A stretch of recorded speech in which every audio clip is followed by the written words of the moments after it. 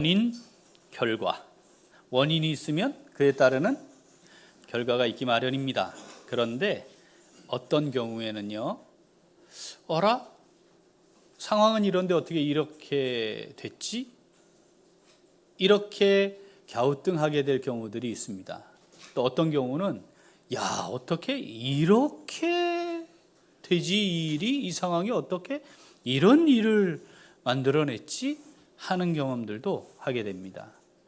1991년 1월 17일부터 2월 28일까지 걸프전이라는 전쟁이 일어났습니다. 기억하시나요? 이라크가 쿠웨이트를 침공한 겁니다. 그때 전 세계에 연합군이 만들어졌어요. 다국적군이라고. 그런데 이 군대가 어디에 주둔하게 됐냐면 사우디아라비아에 주둔하게 됐습니다. 그런데 미군을 포함해서 다수의 국가들이 군종장교 제도를 보유하고 있습니다. 미군은 한 개 대대마다 군종 목사님이 한 분이 계세요. 파병이 됐잖아요. 그러면 군인들과 함께 누가 같이 왔어요? 군종 목사님들이 오셨어요.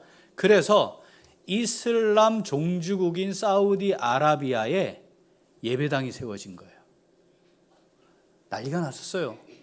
저 안 된다. 그런데 거기 사우디 사람들이 잘 봐봐라.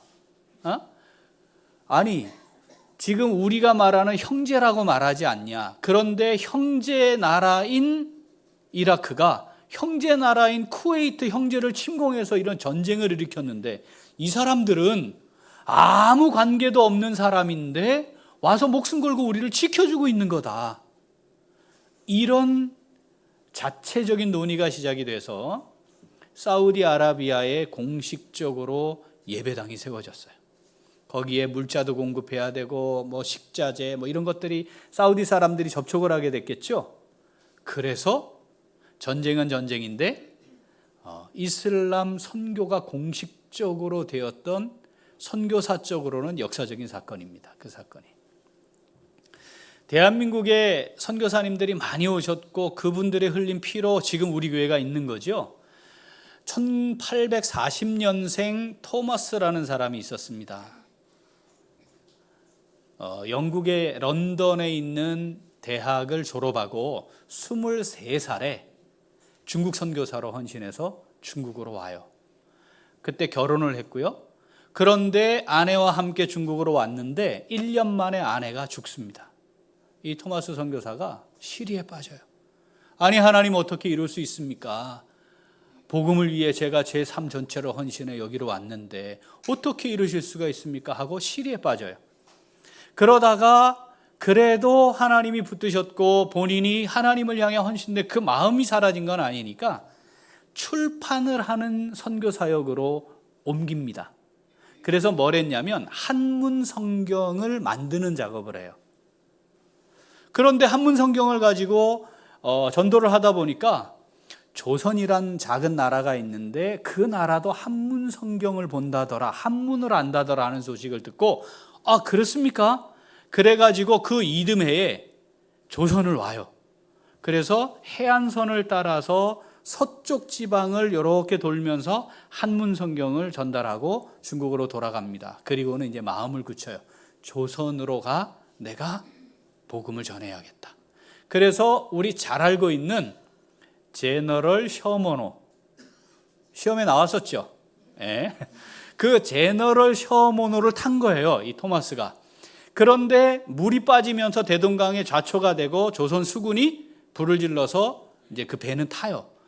거기에 타고 있던 사람들이 물에 뛰어내렸다가 무트로 올라와서 다 죽거든요. 토마스 선교사가 그래서 죽습니다. 그런데 그때 자기를 죽이려 했던 사람에게 갖고 있던 성경책을 전달합니다. 그 성경책을 받은 사람이 조선 수군 박춘권입니다. 이 사람이 이 책을 받아가지고 보니까 종이가 질이 좋거든요. 그래서 집에 가져가가지고 그걸로 도배를 한 거예요. 집 안을. 그 이제 갔다 와 이렇게 누워서 이렇게 보니까 보이는 게 성경이잖아요. 그게 뭐라고 써진 거야? 그러고 이렇게 보다가 주님을 만난 거예요. 네. 자, 구원은 그리스도의 말씀으로 말미암는 거니까 말씀이 들어가면 살아나죠. 그 박춘건 집이 널다리 교회가 돼요. 그리고 1907년 대한민국의 부흥의 역사가 일어난 그 장대현 교회로 발전합니다. 평양에 있는. 자, 토마스 선교사는 선교사로 실패했습니다. 그렇지 않나요? 아니, 영국의 런던의 대학까지 나와가지고 헌신해서 중국 선교사로 왔으면 중국에서 멋지게 선교를 하다가 죽어야지. 조선이라고 하는 나라에 그것도 무태 발 올리고 죽었거든요. 그렇잖아요. 꽃다운 나이에 26. 그러면 실패지. 그런데 그 토마스 선교사의 그 사역이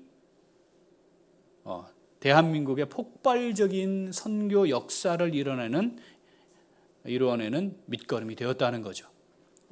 그 상황만 놓고 보면 실패했습니다. 아이고, 꽃다운 나이에 저거 사역도 제대로 못 해보고 어떻게 저럴 수가 있어, 허망하네 할 수 있지만 하나님은 위대한 하나님의 역사를 이루어 가신 거죠. 자, 원인과 결과가 예측 가능하지 않은 경우가 많고, 원인은 이거였는데 결과는 전혀 다르게 하나님의 뜻이 이루어지는 것들도 우리가 보게 되죠. 실패했지만, 분명히 보이는 건 실패했지만, 그런데 여전히 하나님은 그것을 통해 멋지고 위대한 하나님의 역사를 이루어 가시는 것 우리가 보게 됩니다. 자, 이렇게 원인이 있고 결과가 나온다 이렇게 얘기할 때 접속사를 써요. 그래서, 그러므로, 그리고 그리하여라는 단어가 있어요. 자, 사도행전에 사울이 하나님의 위대한 구원 역사의 선교사로 하나님의 특별한 세우심을 받고 부름을 받았어요. 다메섹으로 가서 예수의 잔당들을 제거하려고 가다가 주님 만났고, 주님 만난 순간 변화되어 이제는 주님을 위해 사는 사람이 되었습니다. 그래서 복음을 전했어요. 이런 사람 하나님이 쓰셔야 되는 거 아니에요? 그런데 피신하여 도망가게 됩니다. 다시 돌아와 예루살렘으로 왔죠. 이번에는 지혜롭게 해야지. 왜냐하면 다메섹에서 한번 경험해 봤잖아요.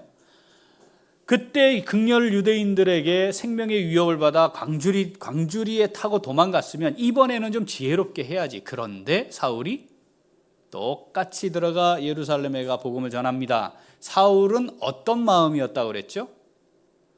하나님, 제가 누굽니까? 예루살렘 교회 박해 주범 아닙니까? 스데반 돌로 쳐 죽일 때 제가 그거 인정받게 한 공회원 아닙니까? 그런 사람인 제가 예수를 만났다 그러면 이 사람들이 그거 무시 못할 겁니다. 아니, 제 얘기를 듣게 되지 않겠습니까? 제가 공회원이었다니까요. 당시 이스라엘 최고 지도자였다니까요. 그러니까 제가 예수 만났다 그러면 제 얘기 들을 겁니다. 사울의 생각은 그거였어요. 그런데 하나님 생각은 뭐였죠? 아니야, 그들이 네 말 듣지 않을 거야. 그러니까 예루살렘에서 빨리 나가. 이거였다고 그랬잖아요. 결국 생명의 위협을 받게 됐고, 하나님 말씀이 이거구나 하고 피신에 간 곳, 이제 어디로 갔어요? 다소로 갑니다. 거기가 고향이에요. 그나마 안전하게 거할 수 있는 곳이죠. 요게 30절이었어요. 그런데 31절 시작이 뭐예요? 그리하여입니다. 읽어볼까요? 9장 31절. 자, 그리하여 온 유대와 갈릴리와 사마리아 교회가 평안하여 든든히 서가고 주를 경외함과 성령의 위로로 진행하여 수가 더 많아지니라. 아멘. 그리하여 다소로 갔어요. 다소로 갔더니 그랬더니 그러므로 따라서 그래서 말이야 그러고 났더니 이런 거예요. 결과는 뭐예요? 교회가 있었어요. 유대에도 있었고 갈릴리에도 있었고 사마리아도 있었대요. 교회들이 있었고 사울이 그렇게 실패하고 고향으로 돌아갔더니 교회들은 평안함 가운데 든든히 서갔다. 수가 더 많아졌다. 이렇게 말씀하시는 거죠. 그리하여 사울이 정리되어예요. 사울은 어떤 인물이었어요? 교회를 향해 제도적이고 직접적인 박해의 중심이었어요. 교회를 위협하는 대상, 그런 조직, 단체, 그룹, 사람들의 중심이었어요. 그게 제거되었더니 이런 의미도 가져요. 사울의 실패가, 사울의 다소로 내려감이 오히려 뭐요? 교회는 평안함 중에 든든히 서게 되는 결과를 낳았다, 이렇게 말씀하시는 거죠. 여기 우리 두 가지를 한번 생각해 볼 수 있어요. 그럼 현실적으로 그런 말씀이 그랬을까? 자, 첫 번째는 사울이라는 사람이 지금까지 유대 민족을 대신해 가지고 교회를 박해하고 예수의 잔당들을 제거하는 그 일을 하고 있으니 거기에 힘을 보태기만 하면 됐는데, 이제는 오히려 그들을 대변하는 자가 됐고 우리 유대 사람들에게는 위협이 됐어요. 관심이 어디에 쏠렸을까요? 사울에게 쏠렸겠죠. 큰일 났다, 저거 제거해야 되겠다. 야, 예수 죽이고 예루살렘 교회 박해가 딱이나 다 흩어지고 나니까 이제 좀 문제 없겠다 했는데, 어라, 이건 또 뭐야? 제거하자. 제거하려고 들었겠죠. 그런데 그것 때문에 지금 교회들, 흩어진 사람들에 의해 교회가 세워지고 있는 것에는 소홀해질 수 있었을 겁니다. 또 하나, 사울의 모습을 보면서 이런 사람도 있었을 거예요. 진짠가?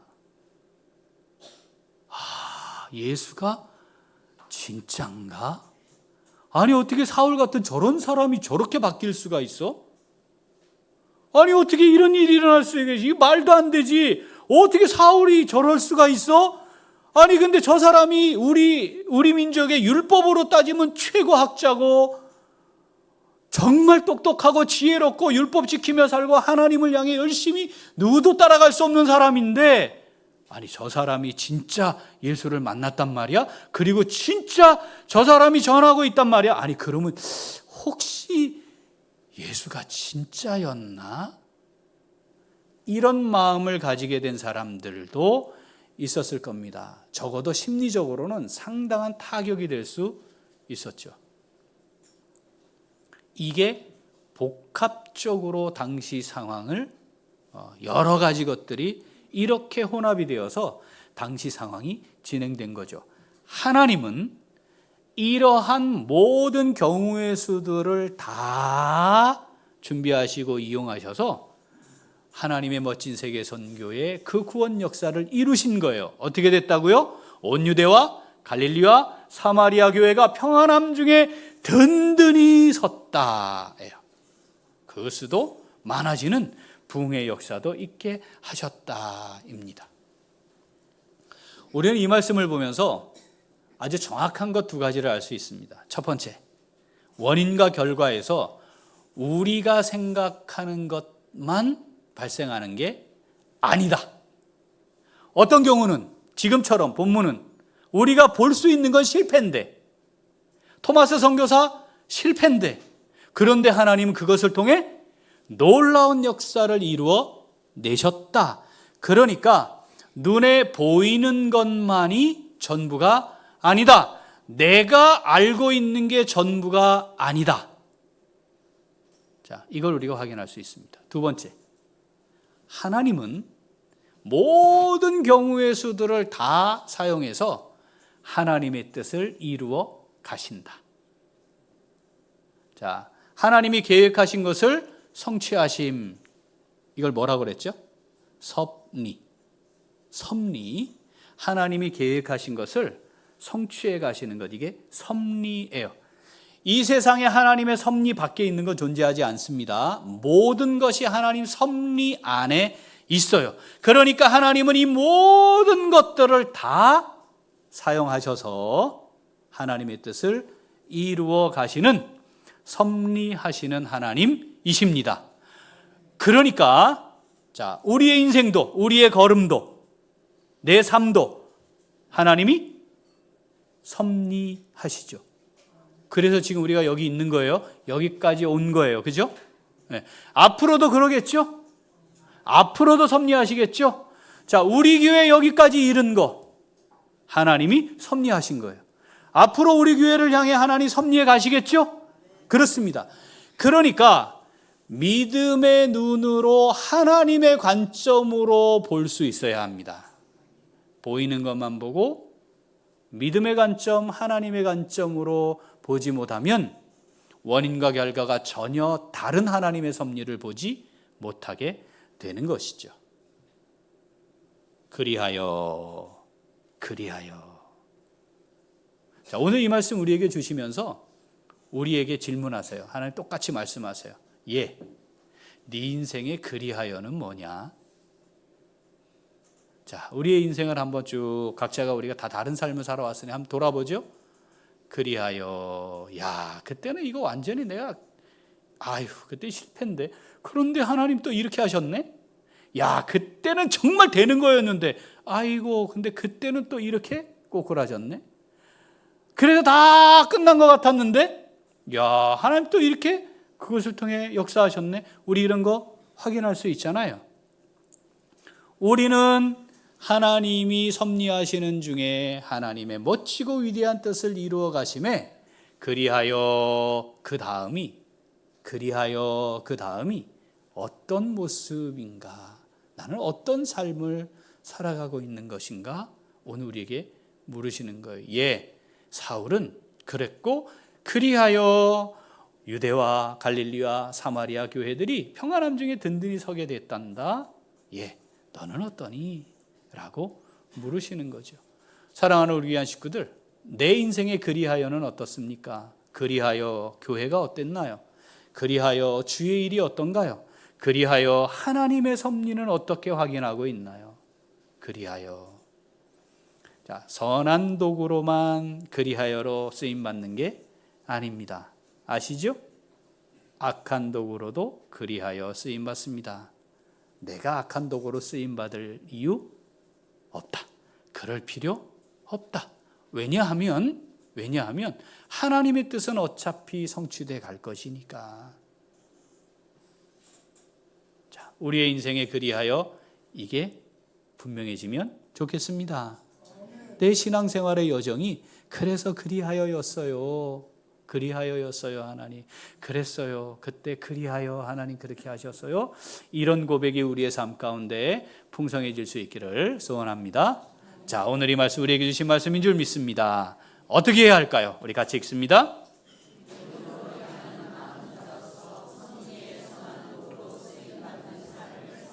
한 번 더. 믿음으로 행하는 남은 자로서 섭리의 선한 도구로 쓰임받는 삶을 살아갑니다.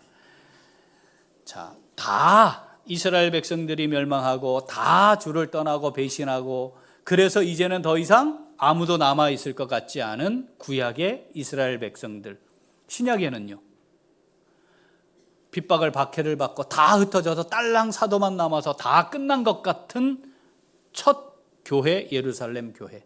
근데 하나님은 그 구약에도 하나님의 언약을 신뢰하고 믿음으로 행하는 사람들을 통해 여전히 역사하셨습니다.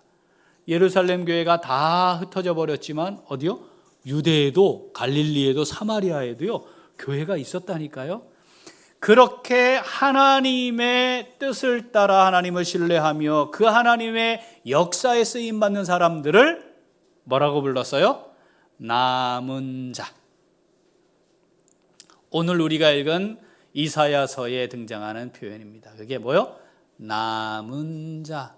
하나님은 그 남은 자들을 통해 하나님의 위대한 역사를 여전히 섭리하여 진행하고 계십니다. 모두가 다 남은 자일까요? 그렇지 않을 겁니다.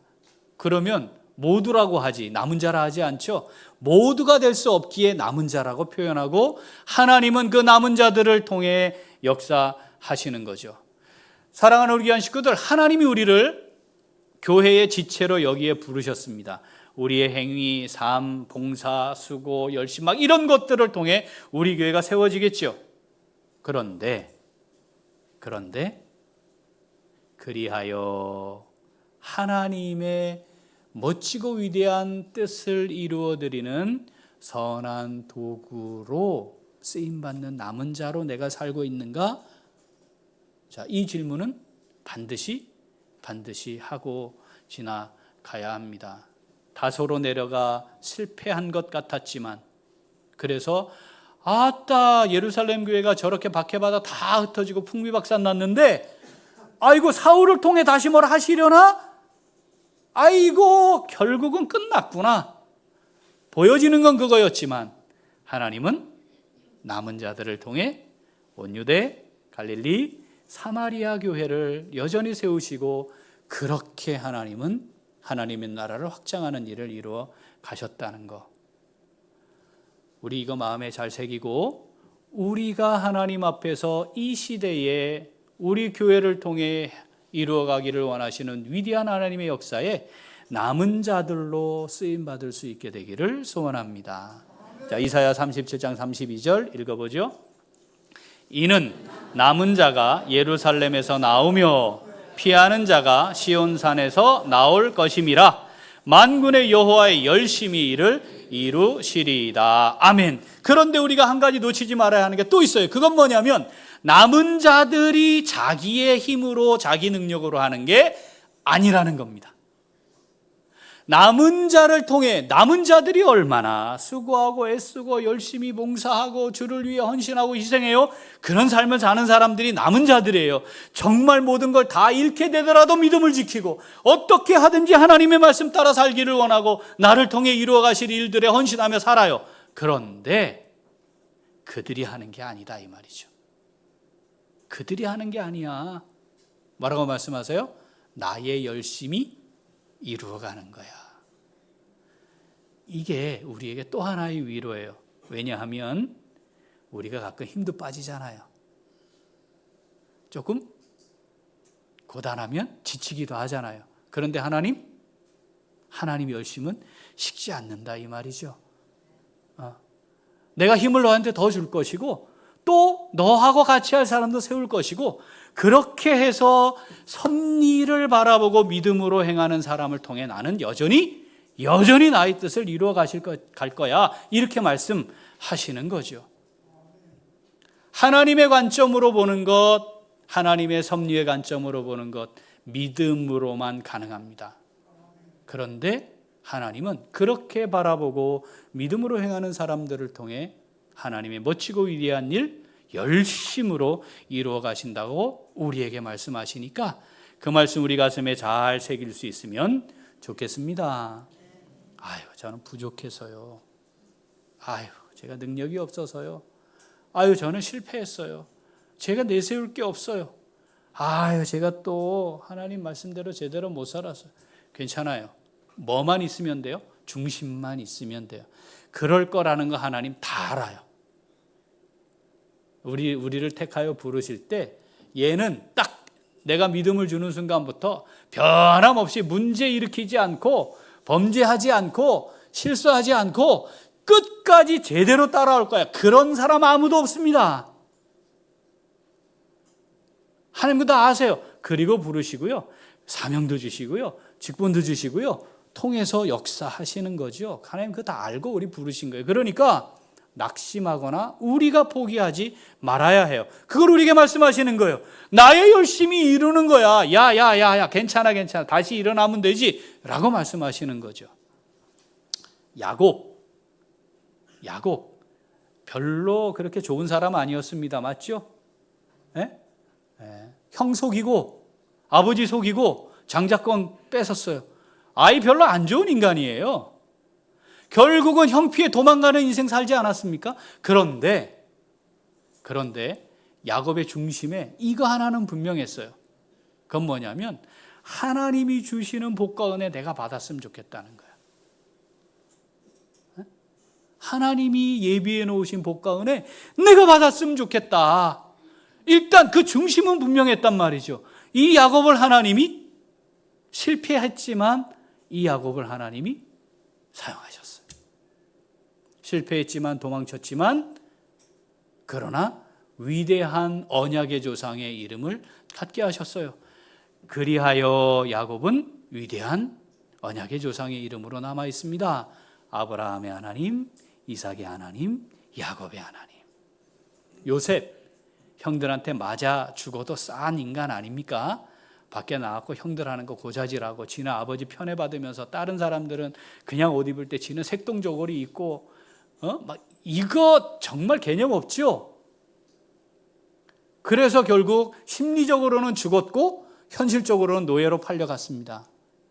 거기다가 경호실장 집에 노예로 있으며 경호실장 아내 강간 미수범으로 누명 쓰고 감옥에 들어가요. 인생 끝났죠? 인생 끝났잖아요. 실패해요.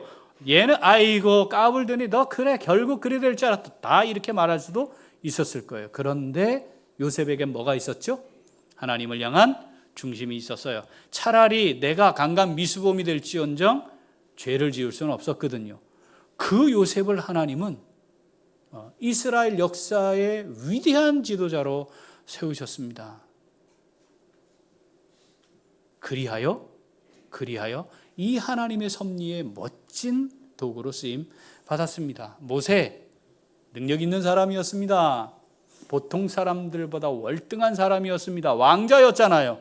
그리고 그 마음에 하나님이 이스라엘을 구원하실 것이다. 이걸 누구보다 확신하고 있었어요. 그것도 태어나는 순간부터. 왜냐하면 다 죽임당하는데 지가 살아난 거 알았거든요. 물에서 건져냄을 받았어요. 그래서 이름도 물에서 건짐받았다 해서 모세 아닙니까? 그리고 엄마의 기도와 가르침 속에 유모인 엄마를 통해 왜 네가 살아남게 되었는지에 대해 정확히 알고 있었어요. 호시탐탐 기회를 노렸습니다. 하나님이 우리 백성들을 구원하실 때가 이를 거야. 그때가 되면 바로 내가 나아가 쓰임받을 거야. 뭐 이런 거죠. 실패했어요. 결국 살인자가 되어 도망쳤습니다. 40년 동안 늙은 목자, 목동은 어리고 목자가 되어서 별로 할 일 없이 사는 사람이었습니다. 모세가. 그런데 모세에게 뭐는 분명히 있었어요? 하나님을 향한 헌신, 하나님의 뜻이 성취될 것에 대한 소망, 그리고 내가 그 하나님의 역사에 쓰임 받고자 하는 그 중심이 분명했죠. 하나님은 그 모세를 통해 위대한 구원 역사를 이루셨습니다. 그리하여의 삶이 됐습니다. 실패를 경험했지만 문제도 있었지만 그런데 하나님의 위대한 역사에 그 섭리의 도구로 쓰임 받았단 말이죠. 사랑하는 귀한 식구들, 지금까지 어땠습니까? 지금 주저앉아 있습니까? 괜찮아요. 주저앉아 있는 게 괜찮다는 게 아니라 괜찮아요. 하나님을 향한 우리의 마음의 중심만 분명하면 누가 이루어 가신다고요? 하나님이 이루어 가신대요. 나의 열심이 아니라 하나님의 열심이 그 일을 이루실 거래요. 그러니까 우리는 믿음으로 지금이라도 언제라도 하나님이 그 열심으로 이루어가고 싶어하는 그 하나님의 섭리는 여전히 있다는 거 믿고 거기에 쓰임받으면 되는 것이죠. 선한 도구가 되는 삶을 살기를 기대해 보는 거죠. 하나님, 제가 부족하지만 실패했지만 이 모양 이 꼴이지만 그런데 하나님, 제 안에 분명한 중심 아시잖아요. 저 하나님 사랑해요. 저 하나님 쓰임받고 싶어요. 그러면 나를 향한 하나님의 열심이 멋지게 하나님의 일을 이루어 가도록 사용하실 겁니다. 사랑하는 우리 귀한 식구들, 우리 인생의 그리하여는 뭡니까? 어떤 그리하여가 있나요? 하나님의 섭리에 멋지고 복된 선한 덕으로 쓰임받는 그리하여입니까? 아니면 여전히 그 하나님께 쓰임받지 못하는 자리에, 또는 하나님께 헌신하지 않는 자리에, 여전히 하나님께 충성하지 않는 자리에, 아니 믿음의 관점으로 보지 않고 인간적인 관점으로 바라보며 그 자리에 주저앉아 있는 그런 모습은 아닙니까? 우리의 그리하여는 믿음으로 바라보고 하나님의 섭리의 귀한 덕으로 쓰임받는 그리하여가 될 수 있기를 소원합니다. 제가 이 그리하여 이 말씀을 준비하면서 우리 교회 10년을 한번 이렇게 한번 돌아봤어요. 10년 정도를 돌아봤더니 이게 또 보통이 아니었더군요. 그죠? 굉장히 어렵고 힘든 시기들을 다 지났습니다. 40평 그 상가에 우리가 예배 드릴 때 주먹밥을 먹던 그 시절이 또 생각이 나요. 여러분 그때 어땠어요? 저 좋은 예배당 두고 이게 뭐야? 여기 중국밥 먹고 밥도 이렇고. 주방에서 봉사하시는 분들 주방에 이 가스레인지 하나 가지고 이거. 그러셨어요? 아니었어요. 제가 알아요. 아니었거든요. 우리 그때가 참 너무 좋았다 그래요. 근데 저는 개인적으로 툴툴댔습니다. 하나님께. 하나님 이게 뭡니까 도대체? 왜냐하면 저는 앞에서 봐야 되잖아요. 성도님들을. 예? 다닥다닥 붙어가지고 이거 뭐 공간도 없고 성가대 여기 막 여기 앞에까지 강당 와 하나님 이게 뭡니까? 제 그 마음이 있었어요. 저는 개인적으로. 예. 그런데 다른 사람들은 그때 다 끝났다 그랬거든요. 울산에 소문 다 났어요. 끝났다. 그런데 제우빌딩으로 그리고 지금 이곳으로 하나님 인도하셨어요. 네. 목사 자격을 잃은 면직된 사람에서 저는 건물주가 됐어요.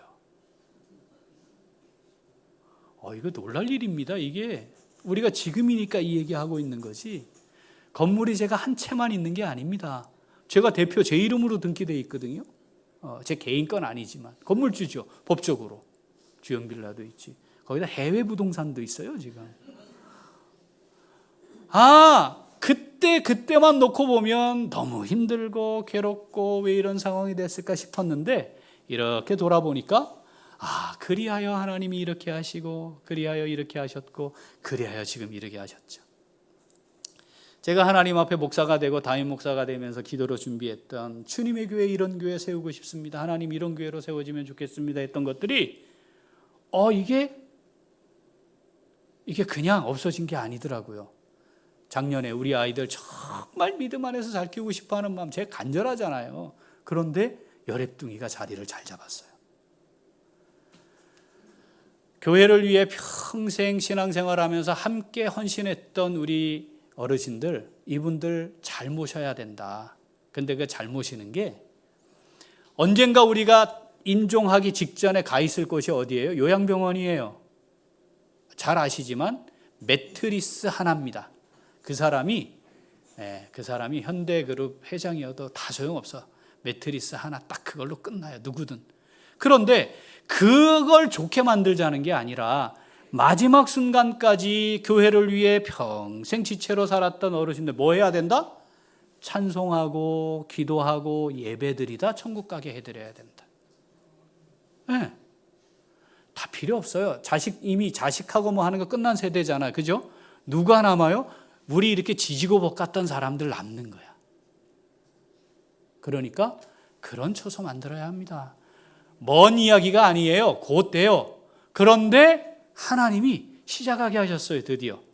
이번 주에 뭐 시작해요? 시니어부. 4층 2년 남았어요. 4층 2년 남았어요. 임대. 네.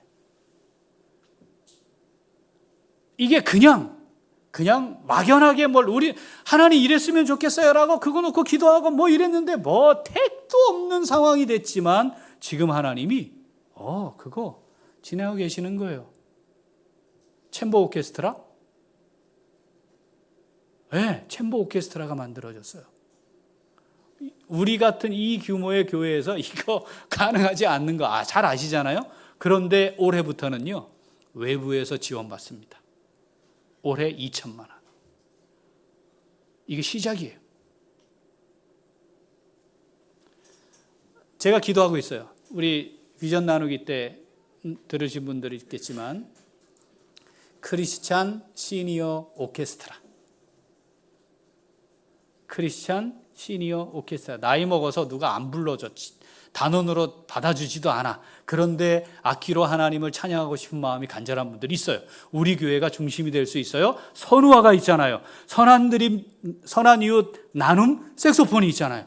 그러니까 이걸 중심으로 해서 크리스찬들이 머리가 하얀 어르신들이 모여서 아주 훌륭한 공교한 연주는 아니지만 하나님을 사랑하는 그 마음을 담아서 연주하는 사람들 모일 수 있을 것 같아요. 이거 할 수 있어요. 제가 개척교회 우리 교회 개척교회 공간 줍시다 그랬잖아요. 해외 이민교회 80%는 원주민 교회에 임대료 내고 오후에 모여서 예배드려요. 해외 교회는 그래요. 이민자들이 있는 해외 교회는. 한국은 왜 안 되냐고. 주일날 낮에만 예배드려야 예배예요? 아니에요. 성경적으로 따지면 저녁 예배가 원래라고 그랬잖아. 그죠? 그러니까 그것만 벗어나면 우리 이거 주일날 오후에 텅텅 비어 있어요. 그런데 개척교회는 임대료 내느라고 아주 허리가 휘어. 우리 공간 쓰면 되잖아.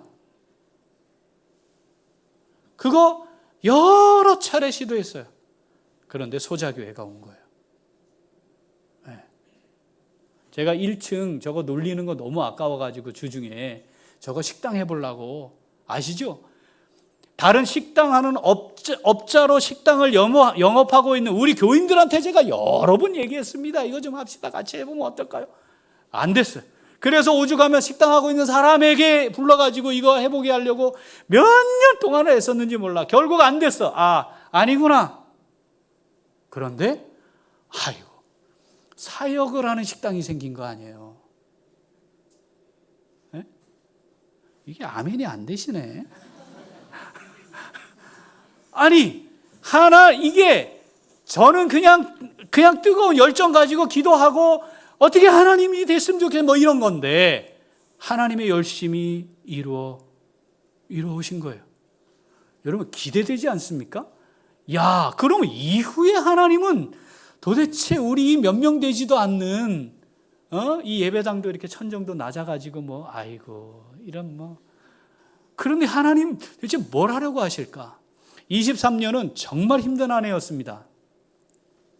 우리가 낸 이자만 1억 7천만 원이 넘어요. 한 은행 살렸어요, 우리가. 올해 다르지 않아요. 그런데 지난주에 은행 직원 왔어요. 제가 심각하게 인상 탁 쓰고 있어요. 알아서 목사님, 하여튼 올해는 이자 조정하겠습니다.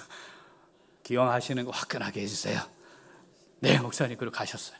어떻게 될지 몰라요? 내려가겠지 뭐. 그러고 갔는데 올리진 않겠지. 올리면 딴 데로 옮겨버리지 뭐.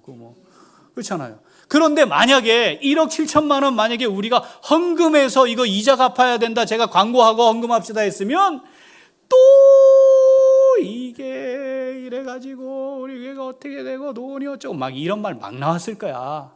그렇지 않겠어요? 저도 그랬을 거예요. 저도. 그런데 하나님이 싹 해결해 주셨잖아요. 싹 해결해 주셨잖아요. 우리 수준을 아시는 거지. 네? 우리 수준을 아시는 거죠. 그러니까 야, 니들 신경 쓰지 마. 내가 알아서 다 할게. 그게 해주신 거예요. 그게 제가 어디 가서 사정한 적 없다니까요. 부탁드려 그런 게 아니에요. 그냥 된 거예요. 24년 하나님이 우리 교회를 어떻게 섭리해 가실까? 여러분, 우리가 기대하는 겁니다.